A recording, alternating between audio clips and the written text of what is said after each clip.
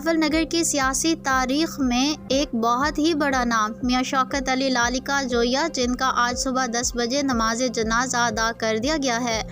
आए उनकी ज़ाती और सियासी ज़िंदगी पर एक नज़र डालते हैं। मियां शौकत अली लालिका जोया 1 जनवरी 1961 को बहावलनगर में पैदा हुए। इब्तदाई तालीम अपने गाँव के स्कूल ही में हासिल की।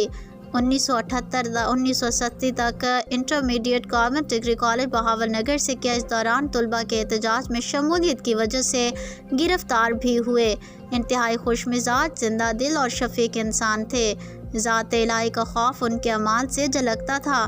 मियाँ साहब 5 वक्त के नमाजी थे। एक ज़मींदार का बेटा होने के नाते काश्तकारी में भी खसूसी दिलचस्पी रखते थे। मियाँ शौकत अली लालिका जोया ने 1986 ता 1990 के दौरान रुकन ज़िला कौंसल बहावलनगर और 2000 ता 2005 के दौरान ज़िला नायब नाज़िम ज़िला बहावलनगर 1990 ता 1993, 1997 ता 1999 और 2013 ता 2018 सूबाई असम्बली के मेंबर रहे।